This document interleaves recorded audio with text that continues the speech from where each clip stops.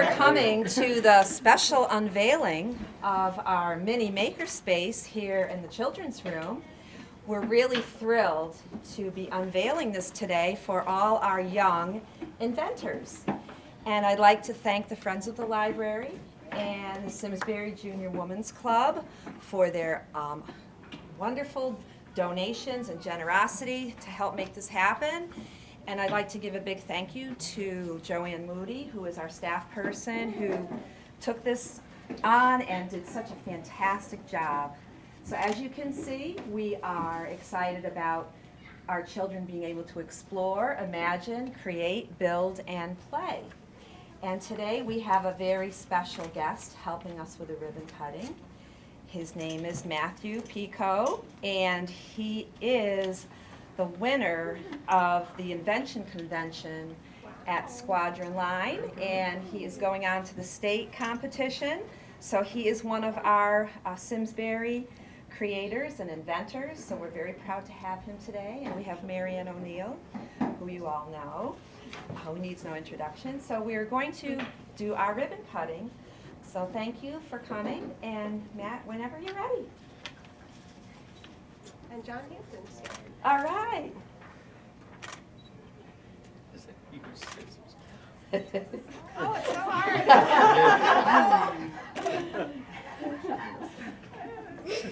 Or you could just yank it down. Oh wait, we got another pair of scissors. We got that here. Just like that. Which is the key We need to to invent a innovation. different Yes, pair of scissors. if it doesn't work, try something Just else. use it like you're cutting paper.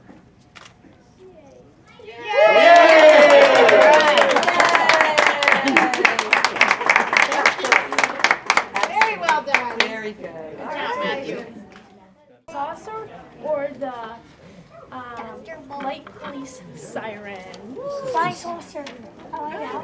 This is the snap circuit Oh my god. competition Those are so weird. where you can make different things. Chairs. They're wheels and chairs. Okay. Okay, so let's see. So I need. Okay, do you want, okay, so Devlin's gonna time you. Oh, how long does it take? So Okay, what you need to do, guys, is try to float your boat. See how much money you can put on before it sinks. I think I should just. See? So what we are going to be doing is building marshmallow catapults. So what we are going to need is 2 popsicle sticks, 2 rubber bands, and 1 spoon and 1 cork. Okay, so what you're going to do is take your first popsicle stick and put the spoon on top of it. Then you are going to wrap the rubber band around both of them, like this. Then you'll take the second popsicle stick and put it underneath, and then at the end, wrap it around with your second rubber band. Then you're going to put the cork in between. Then you are going to come over here, take a marshmallow.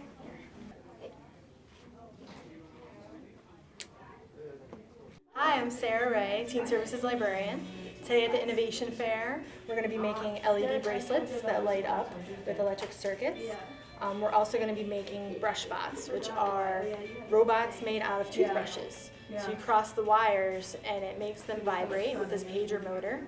And we're going to be having a race with this lovely race board, and prizes will be rewarded. And we also have a display of book trailers on our Teen Space TV. Hi, I'm Jenna Mayotte. I'm the Business Resource Center Coordinator at Simsbury Public Library. And for today's Innovators Fair, we have the virtual SBDC. So the Small Business Development Center issued a handful of laptops to libraries across Connecticut so that we can connect their business advisors to patrons across the state who may not otherwise have local access to a business advisor. Hi, I am Tammy Warner from the Connecticut Small Business Development Center, also a Simsbury native, and thrilled to be here at the Innovation Fair. The Small Business Development Center is a 35-year-old nationwide program of the Small Business Administration, and we offer free business advising to small businesses for whatever they need. We help them access capital, we help them develop marketing plans. We help them identify the resources that they need in order to start and grow and thrive. It's an honor and a thrill to be here launching the virtual SBDC platform, and I look forward to many meetings with many local residents who wouldn't otherwise have access to a face-to-face with me. I'm also demonstrating our product, our subscription to Zinio. It's how we get magazines that you can read on your mobile devices or on your computer. We have 50 magazines in our collection, popular titles, some really excellent ones, including The Economist, which is very popular here. And I have directions on how to access this on your Android mobile app or on your iPad mobile app. So if you want to stop in, I can show you how to get access to all these e-magazines. Hi, and welcome to our Necessity is the Mother of Invention display, which is ingenious objects that were donated for us to use by Simsbury residents and beyond. So I'm going to show you a few of them. We're going to start here with Harry Cook's machines. He built several engines, models of engines, which are working models, and all out of wood. He also built this model of the first car that was ever built that went 11 miles per hour. It's a Benz patent motor car, 1886. That was Bud Kelly's. The University of Hartford Innovation Club, Innovator Group team designed this Motion Glow, which is a surround lighting system for your high-def television. It attaches to the back of your television, and this is their invention that they've been taking on the road. This is a digital display electronic thermometer, also made by John Cudworth. It's made with an Arduino microprocessor board, which is $25 at Radio Shack, and it works with a laptop. It produces a log file of temperatures versus time, and I think it can work on a 24-hour cycle. I'm Susan Ray. I'm the head of adult services at the Simsbury Public Library. And right now, on our 3D printer, if you look on the computer screen, you'll see that we are making a prototype of a 3D hand. Right now, we're just doing some of the palm part of the hand and 1 or 2 fingers. It'll probably be another 2.5 hours when we're all done with the printing. You can feel it, and it's solid now. Awesome! Oh, it can be so hot! So, would you like to give it a try? You can make whatever you want. Sure, except how am I going to do that? You press the down button right here.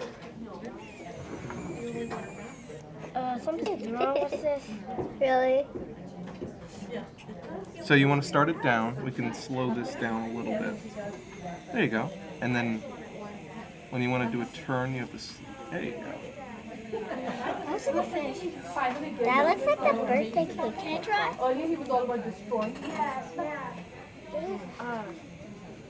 This is actually pretty great.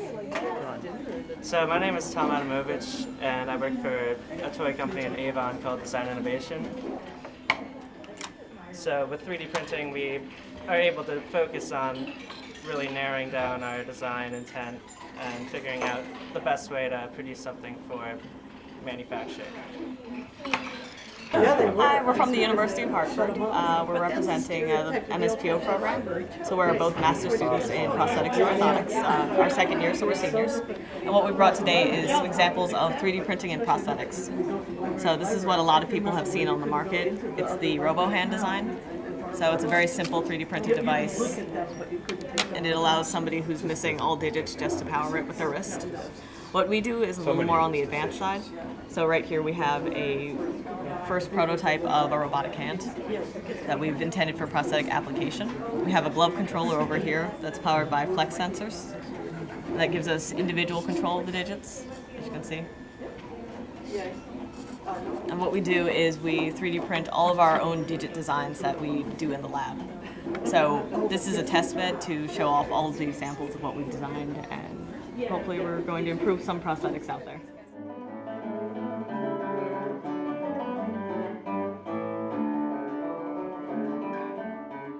So what we are going to do is we are going to take the recycling bin and we are going to lift it on top of the stack of 2 totes.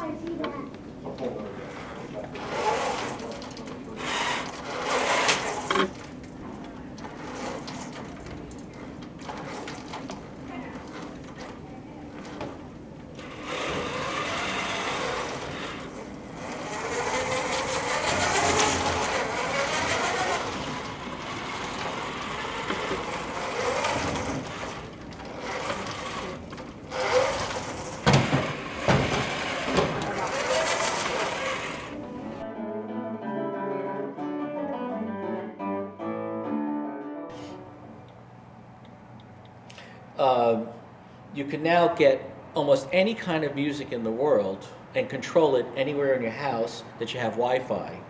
So this particular system here, I'm controlling the Sonos Connect to a power amplifier to a pair of speakers. And right now I decided that I wanted to hear this Abacus channel, which features a Mozart. But hypothetically, what I can do is come down here and pick different channels. I can even go back to local radio and pick a different station, whether it be AM, FM, or even fire and police and security is on here. So now you have a way of controlling music wirelessly, and this Sonos is connected wirelessly all the way down there to the visitor center via Wi-Fi. I'm Ken Messier from Simsbury, Connecticut, and we're here at the Innovation Fair at the Simsbury Historical Society as part of the innovations in pedal power. And we're showing here our tie trikes, which were manufactured in South Windsor, and the people are all from Simsbury that own the company. And this first unit is a hand cycle for people that have disabilities. It's got a titanium frame and it's also power assist. It's one of the first hand cycles with 2 wheels in the front and 1 in the back. And it's also at wheelchair height, so that somebody with a disability has a much easier time getting in and out of it. Okay. How about over here? The second is a recumbent. The recumbent we've been making for about 5 years. This also is a power assist. You can get it in power assist or in manual. They have a titanium frame. They're bicycle components.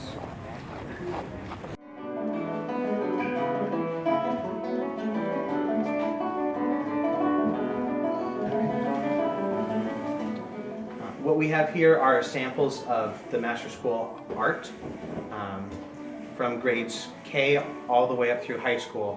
One of the things that we're happy to be able to showcase are the finished products, but one of the things that we also know is that the journey to be able to create is oftentimes more important than the final product. Videos and vignettes of the students as they produce work and be able to come up to their final process with it, sharing how they were able to innovate in their design and really make their work their own.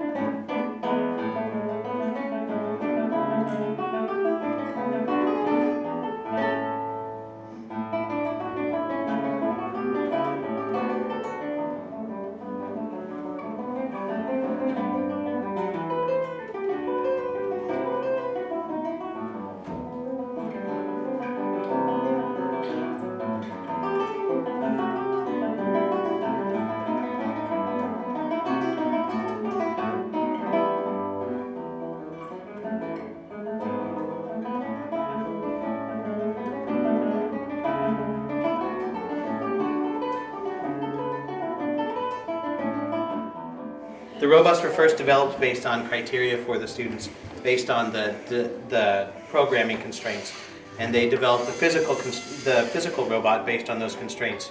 From there, then they had to switch to another student, and they had to figure out how to be able to program a robot with that physical design. And this is the result. They're able to follow a person to stay a certain distance away from them, and then be able to respond when they have completed their mission with it. And all by having their speed be regulated by the level of sound that a person inputs to it. So the students have an opportunity to be able to create and then innovate on someone else's work with it, which is really exciting.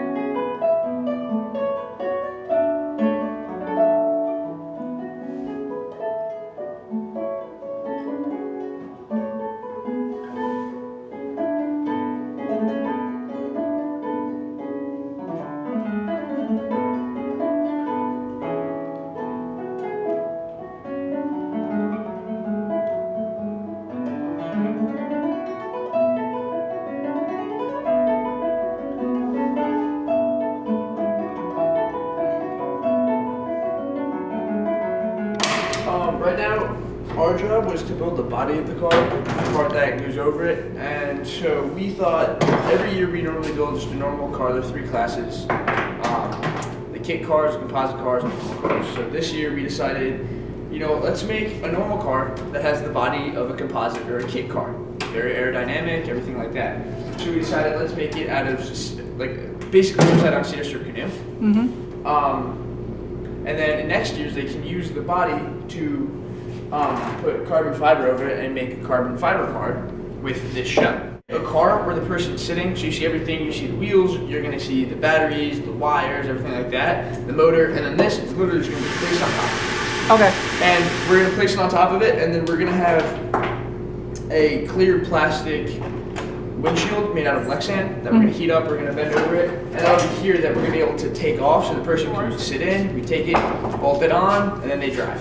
Okay. This is Lexan. And that's what this is It's what real Lexan is. plastic. It's real plastic, it's thin. If you heat it up, it's very bendable.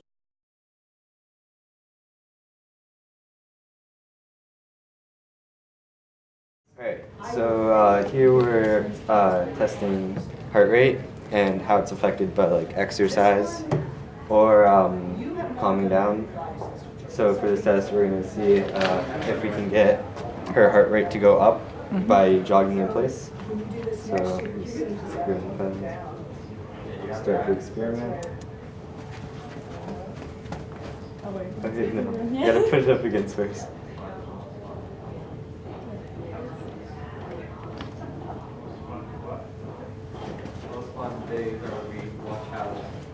So right now it shows a steady heart rate, but it's going up because of her jogging in place.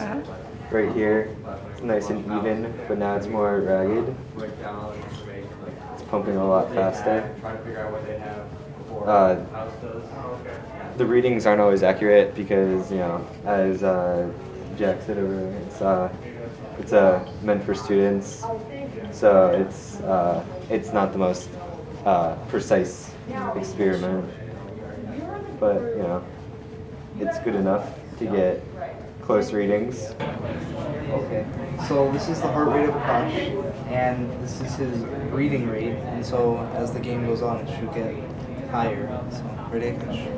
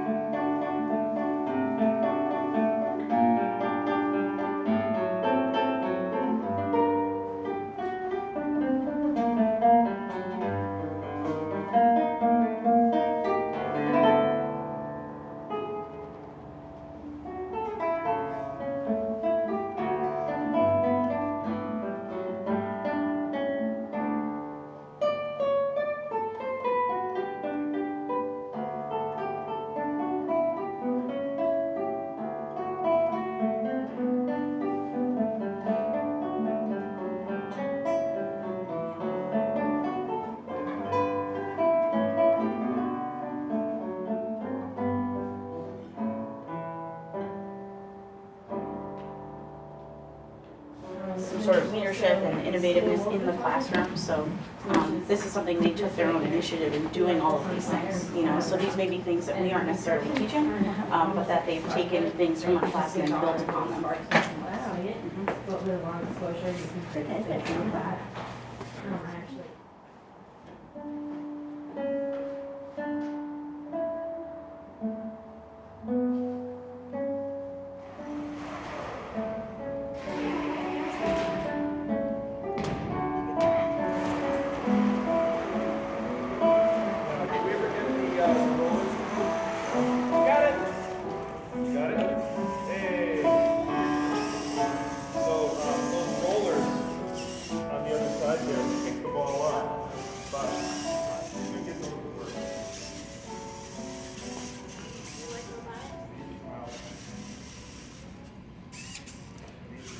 So this one right here, this controls this one. So this makes these wheels go forward and backwards.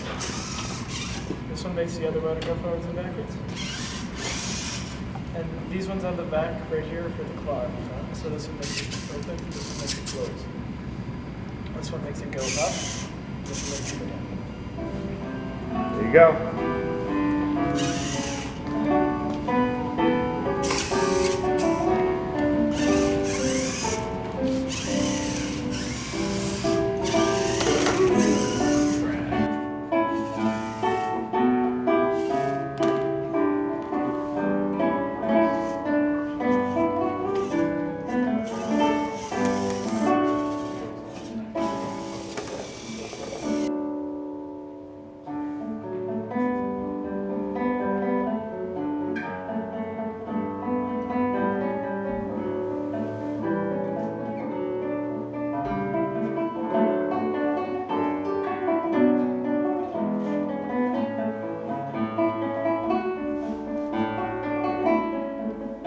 Funding for Simsbury Community Television is provided in part by contributions from viewers like you. Thank you.